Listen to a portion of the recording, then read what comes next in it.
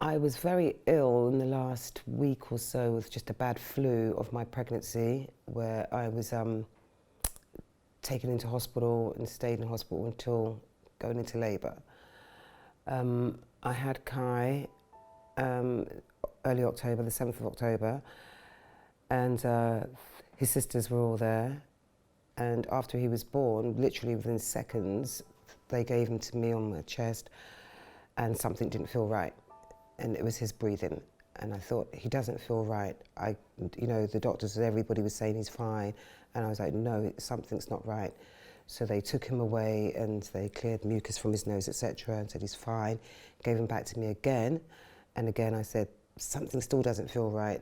And they took him away again. And then I just saw like a buzzer ring and doctors running in everywhere. And I was like praying and crying and hysterical, what's going on? Something's not right. Then that's when they came and told me that they're going to have to keep him in. He's going to have to go in an incubator, tell his breathing. And literally after that, being ill, he had a few blood tests, and that's when he was diagnosed that he had a chromosome disorder. When a sperm fertilises an egg, the first cell of the human body is created. That cell usually contains 23 pairs of chromosomes that carry most of the genetic information needed for a person's physical and intellectual well-being. Sometimes parts of a chromosome or a gene are deleted or duplicated, or they're rearranged in an unusual way at or just after conception. Depending on the specific genes involved, such changes might cause a wide range of physical, intellectual, developmental, or medical challenges.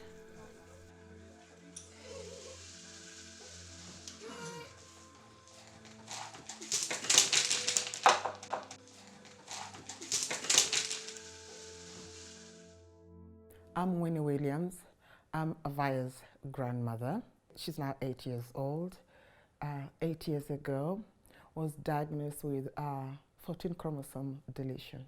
Avaya's chromosome has actually resulted in her having no eyes. It's bilateral. She's got, actually, I tell everybody, no eyeballs. That's so much easier.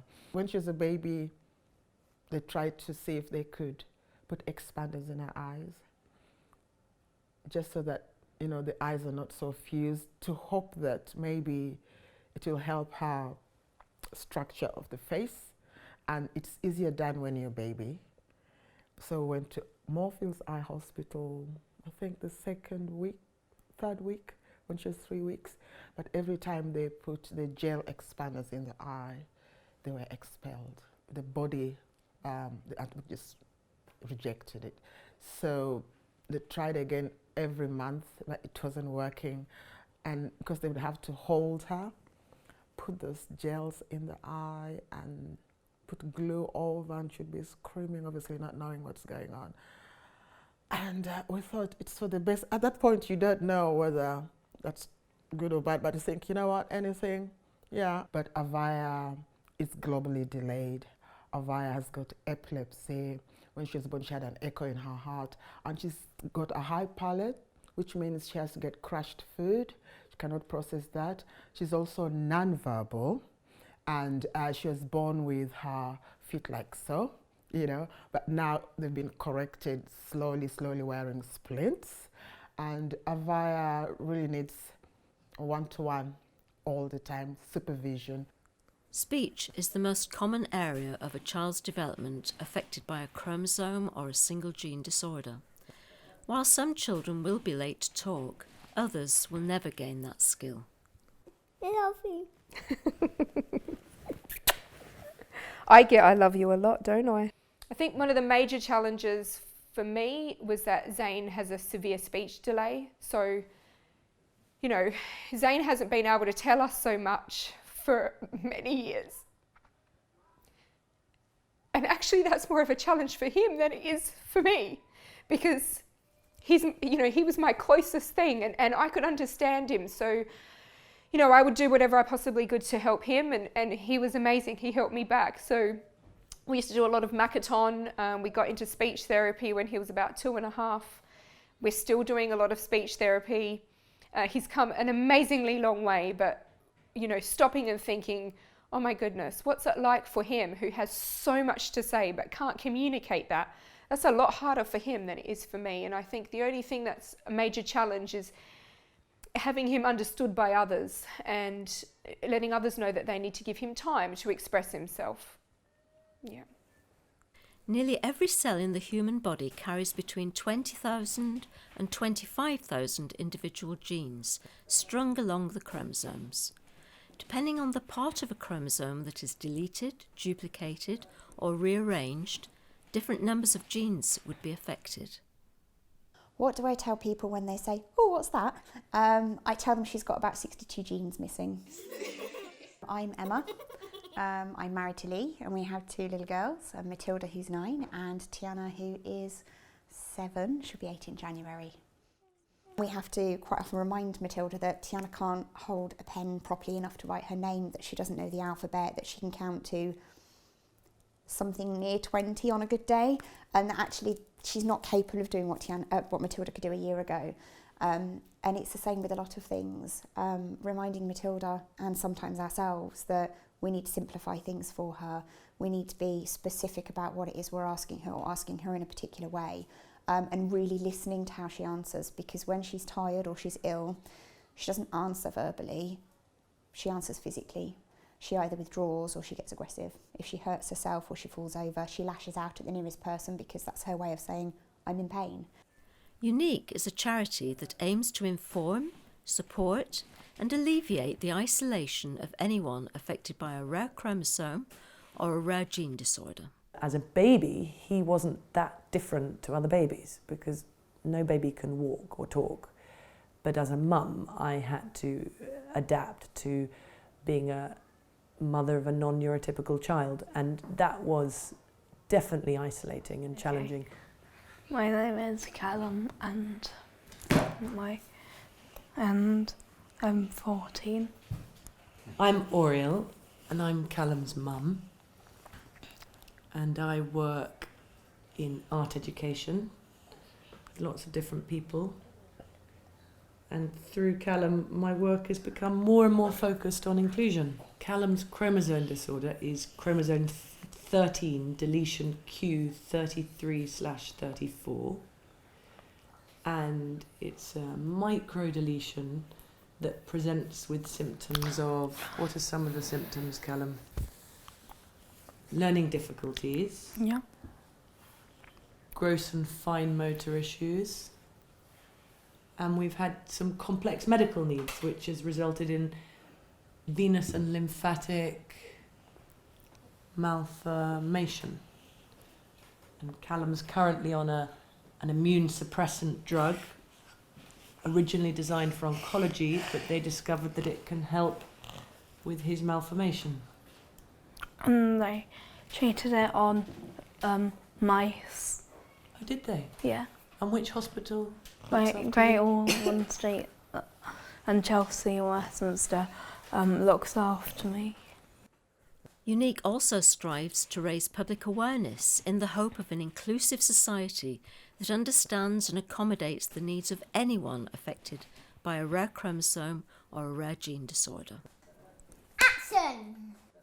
I think the fact that Dexter does look like a normal little boy is often a bit of a challenge, I suppose, for kind of us as a parent, because I'll quite often get the reaction of, oh, he just looks really normal, or, when you sort of start telling people about, or is, the fact that his ASD diagnosis, like, oh, he doesn't seem autistic is quite a common one. I'm Sarah, and this is Dexter. How old are you, Dexter? 7.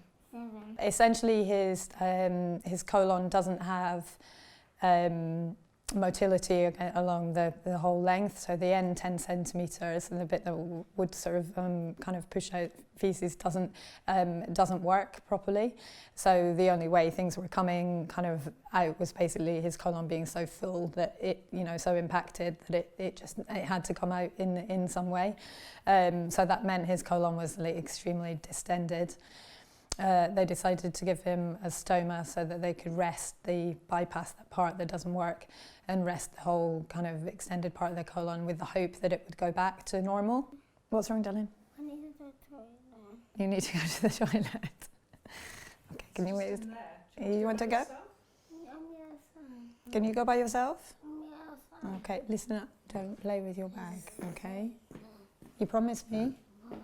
Okay. Unique also aims to explain to parents that there's nothing they could have done to prevent their child's rare chromosome disorder from happening. No environmental, dietary, workplace or lifestyle factors are known to cause these disorders. By the time we saw the paediatrician, she was 1.5 years, and it is just labelled as, or she got her label of global developmental delay, which is actually no use to you as a mum whatsoever, because you're then left with all these questions. Well, did I do something wrong? Was it something wrong in the pregnancy? That glass of wine I had before I knew I was actually pregnant, did that, result in anything? And you take it, or I took it all on board myself. It's like, oh my God, it's me, I've done something wrong, I'm not this, I'm not that. And it was only until we saw paediatrician when she was 9 years old. You have yearly checks. So at one yearly check, it was like, well, is there anything we can get rather than just global developmental delay? Can we find out what is actually going on here? And this machine, the microarray machine, had been come into action, which looks at all the different genetic parts, the chromosomes in depth. So she went for the test, and at 9 years old, we found out that she was missing a tiny piece of her chromosome number 5, and that it's just led to just a complete different way of thinking about her, and not her, but her life, and how we make her life, her quality of living, how we make it good.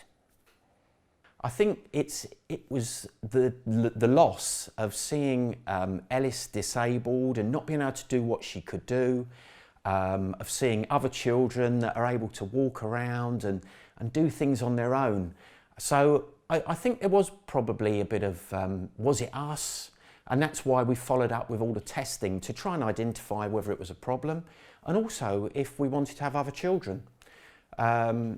So we took, must have been 3 or 4 years before we decided, right, we're at a stage now we can have another child. And Jamie coming along was wonderful, and her and Ellis have a wonderful relationship. My name's Jamie and I'm 14 and I'm a sister to Ellis. I think other people's opinion is that they think she's different in a lot of ways, but she's not really. She's very special to the people close to her. You just need to get to know her a bit more. The human body is incredibly complex. It's a marvel of biomechanical engineering. Although we might have no control over what happens to our chromosomes and genes, what we can control are all the things we can do to help unique kids live a great life and celebrate them being differently normal.